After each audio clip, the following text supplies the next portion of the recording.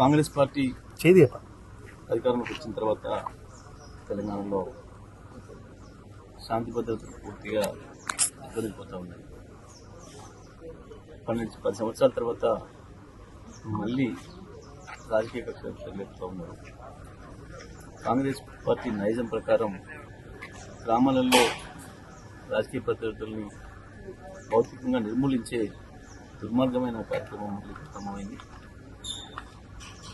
కాంగ్రెస్ గతంలో వాళ్ళ అంతర్గత కొట్లాటలతోని హత్యలు చేసేది, కేసులు పెట్టుకునేది, వాళ్ళ పార్టీలో ఇతర పార్టీల నాయకులను కూడా హత్యలు చేసే సంస్కృతి కాంగ్రెస్ ఎప్పుడు కూడా కొనసాగిస్తూ ఉంది.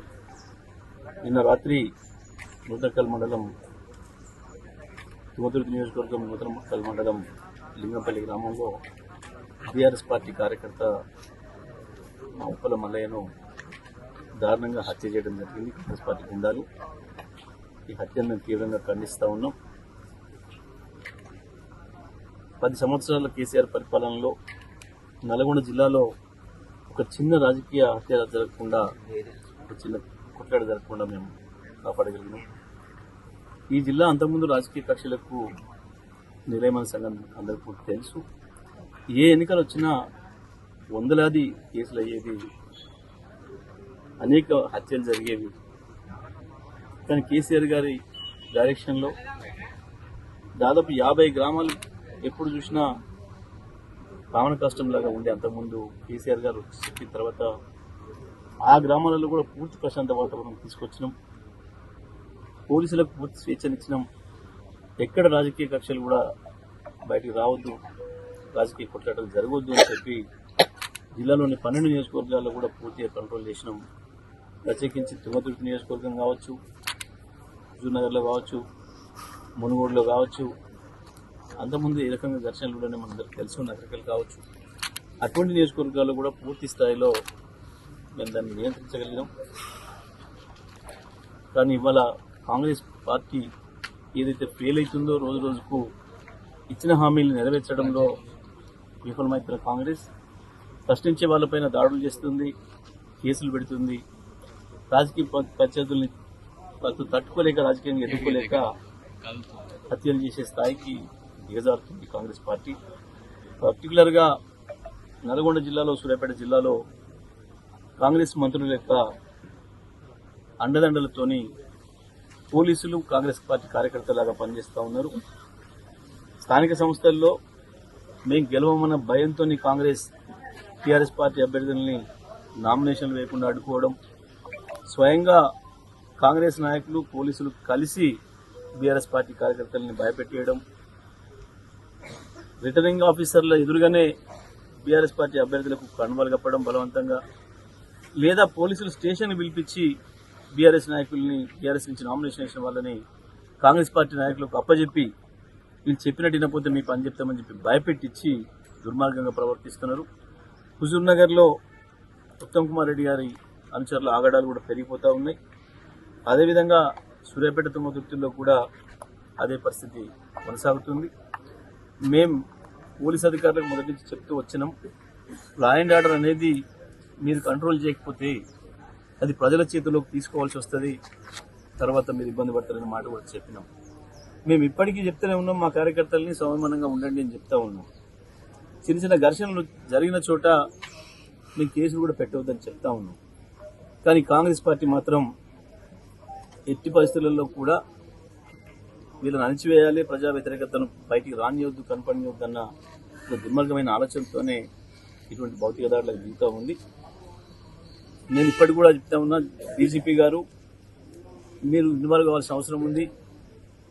సూర్యాపేట జిల్లా, నల్గొండ జిల్లాలో పోలీసుల పనితీరు పైన జిల్లా అధికారులకు ఎన్నిసార్లు చెప్పినప్పటికీ కూడా ఫలితం కనబడతలేదు.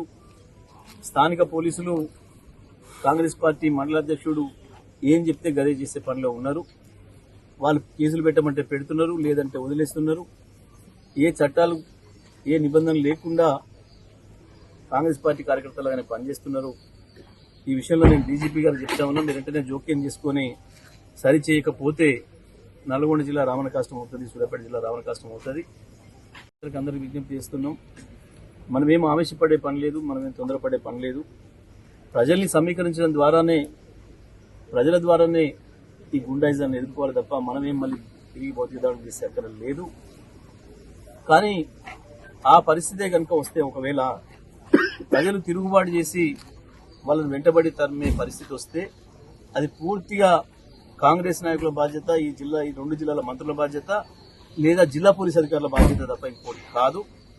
ప్రజల్ని ఆ తిరుగుబాటు చేసే స్థితికి రానియొద్దని చెప్పి నేను ఉన్నత స్థాయి పోలీస్ అధికారులు కూడా చెప్తా ఉన్నా.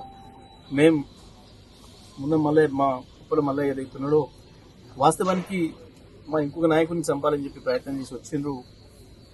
కానీ దురదృష్టవశాత్తు ఈయన ముందుండడం వల్ల పాపం ఈ కార్యకర్తను కూడా హత్య చేసినారు. ఇప్పటికి కూడా మా మిగతా నాయకులకు కూడా అక్కడ రక్షణ లేని పరిస్థితి ఉంది. ఎందుకంటే పోలీసులు కొట్టిన వాళ్ళ వెంటనే ఉంటున్నారు, వాళ్ళు కొట్టడానికి అవకాశం ఇస్తున్నారు. కనీసం ఆత్మరక్షణ చేసుకునే అవకాశం కూడా బీఆర్ఎస్ పార్టీ కార్యకర్తలకు ఇవ్వటం లేదు.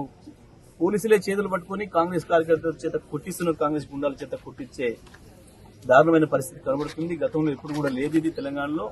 పోలీసులు ఈ రకంగా ఏకపక్షంగా వ్యవహరించడం అనేది. ఆ మండలంలో గతంలోనే 6 నెలల క్రితమే ఒక హత్య జరిగింది. అది కాంగ్రెస్ పార్టీ అంతర్గత తగాదాలతోనే జరిగింది. మేము ఆ రోజే చెప్పినాం, నేను ఆ రోజే బహిరంగంగా చెప్పినా ఇది పోలీసుల వైఫల్యం తప్ప ఇంకొకటి కాదు. మీరు ఉదాసీనంగా ఉంటే ఇదే రకంగా కొనసాగుతాయనే మాట. అందుకే మళ్ళీ చెప్తున్నా, నేను ఇటువంటి కేసుల్లో పోలీసులు తీవ్రంగా స్పందించకపోతే, కఠినమైన చర్యలు తీసుకోకపోతే అవి కొనసాగుతాయి. ఈ ప్రాంతంలో గతంలో ఆ సంస్కృతి ఉంది. ఆ సంస్కృతిని రూపుమాపడానికి మేము 10 ఏళ్ళు చేసిన కృషిని ఇవాళ మళ్ళీ కాంగ్రెస్ పార్టీ నాశనం చేస్తుంది. జిల్లాలో ఉండే ప్రజలు, ప్రజాస్వామికవాదులు, ఇతర పార్టీల నాయకులందరూ కూడా నేను విజ్ఞప్తి చేస్తా ఉన్నా, ఈ విషయంలో అందరం కూడా ఏకం కావాల్సిన అవసరం ఉంది. కాంగ్రెస్ మూర్ఖ వైఖరిని ఎండగట్టాల్సిన అవసరం ఉంది.